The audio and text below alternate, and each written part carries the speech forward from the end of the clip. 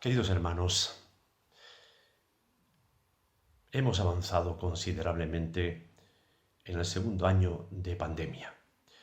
La prolongación genera incertidumbre y nos preguntamos ¿hasta cuándo?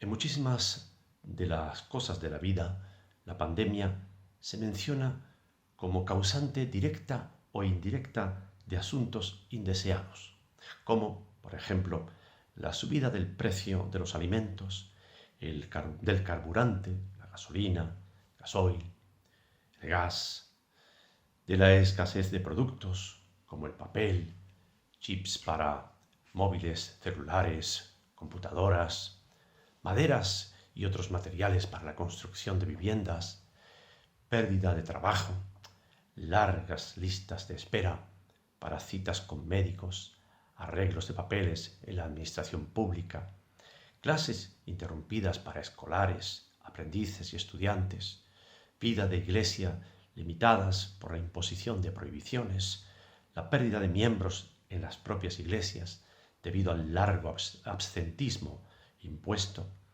y así podríamos seguir con un largo etcétera. Sin duda que la pandemia dividirá el concepto del tiempo en las generaciones que la estamos experimentando. Hablaremos de un antes, un durante y un después de la pandemia. Quizá ya lo hacemos, quizá ya pensamos o decimos, ¿te acuerdas de cómo vivíamos antes de la pandemia? ¿Qué trastornos nos está causando la pandemia, verdad? ¿Qué será de la vida después de la pandemia? A todas estas inquietudes, Dios nos sale al paso con la palabra de hoy, a fin de que aceptemos las circunstancias y no desesperemos. Es la ocasión, mis hermanos, de conocer a Dios en medio de una situación que no conocíamos. Aprovechémosla. El texto bíblico de hoy nos inspira a estas consideraciones, pues también otros, como fue el pueblo de Dios, experimentó momentos de su historia en los que se planteaba el pasado, el presente y el futuro de sus vidas en medio de experiencias dramáticas. No seríamos, pues, los primeros en sufrir un drama a nivel general y personal. De ahí lo inspirador que nos puede resultar el considerar las vivencias de este pueblo con Dios. El salmo de este domingo es un exponente de ello. Se trata del Salmo 85. Nos inspira y ayuda a considerar el pasado y el futuro y con ello recobrar fuerzas para nuestro presente personal y de iglesia. El Salmo es una oración de lamento que hace el pueblo en un culto en el que se expresa la tristeza por ver que Dios estuvo en el pasado con él, pero que ahora siente el abandono de Dios. El poeta, compositor del Salmo 85, lanza una mirada al pasado y recuerda con alegría los buenos momentos habidos con Dios. Así leemos en los 3 primeros versículos de este Salmo 85: Fuiste propicio a tu tierra, Señor, volviste la cautividad de Jacob, perdonaste la maldad de tu pueblo, todos los pecados de ellos cubriste, reprimiste todo tu enojo, te apartaste del ardor de tu ira. Dios había restaurado a su pueblo tras las impurezas morales del pasado que les llevó a la corrección. Pero el virus del mal volvió a producir otra vez un estado de enfermedad moral en su pueblo. Y el poeta lamenta la desgracia que se vive en sus días.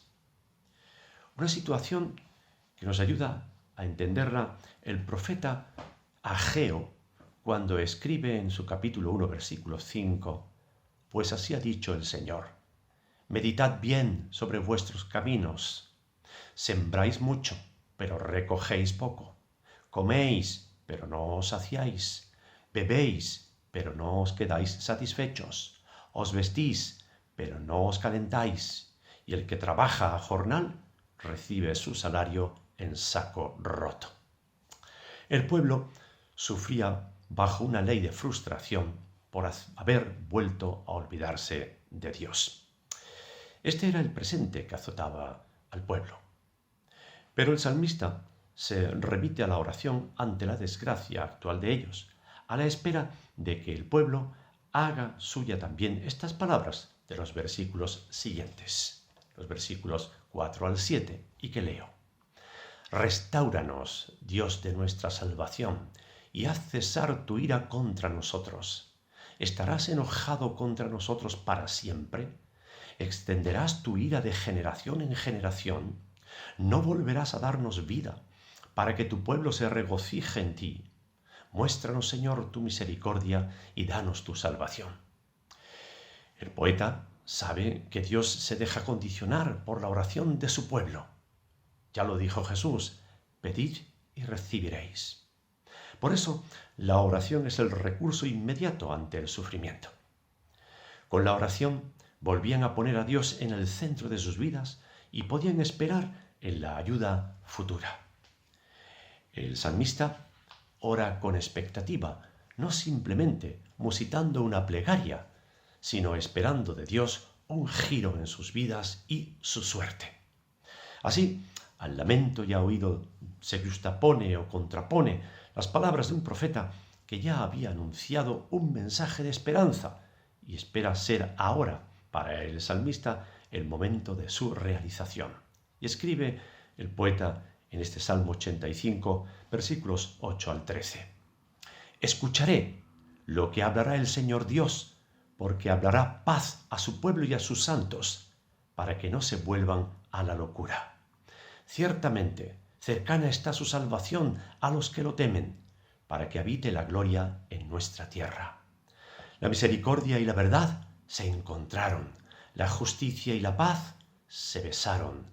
La verdad brotará de la tierra y la justicia mirará desde los cielos. El Señor dará también el bien y nuestra tierra dará su fruto. La justicia irá delante de él y sus pasos nos pondrá por camino. Escribe el poeta, hemos leído, que escuchará, que hablará Dios, porque hablará paz a su pueblo. Esto significa que está esperando que se cumpla una promesa hecha por un profeta que vivió antes que él. Precisamente esta promesa la encontramos en el libro del profeta Isaías, en el capítulo 59, los versículos 20 y 21, cuando dice, vendrá el Redentor a Sión y a los que se vuelven de la iniquidad, dice el Señor. La promesa se actualiza en el momento en el que el pueblo más lo necesita. Así lo hizo Dios en el pasado y así lo sigue haciendo con nosotros hoy. El salmista cobra ánimo y espera esa ayuda de Dios. Ciertamente cercana está su salvación, afirma. Aquella expectativa de salvación o ayuda de Dios se hacía realidad en el pueblo de Dios cada vez que en sus angustias clamaban a Dios. Y se hizo realidad de una forma especial cuando apareció el Mesías Jesús. De hecho, este Salmo 85 se realiza en Jesús. Todos los conceptos que se mencionan en este Salmo se hallan en Jesús con un contenido de plenitud. Salvación, paz, misericordia, justicia, verdad. Son conceptos que en Jesús se nos transmiten a la humanidad para salvarnos y hacernos vivir con expectativa de futuro. Si antes de la pandemia vivíamos tiempos muy buenos en muchos sentidos, ahora aún en la pandemia podemos y debemos acercarnos al Señor con confianza para hallar su ayuda y fortalecer así nuestro alma y recobrar ánimo y mirar al futuro con esperanza. Ánimo pues, mis hermanos, confiemos en nuestro Señor Jesús, el Mesías, sabedores de que el que comenzó en nosotros la buena obra, la acabará. Como escribió el apóstol San Pablo a la iglesia en Filipos, capítulo 1, versículo 6. Amén.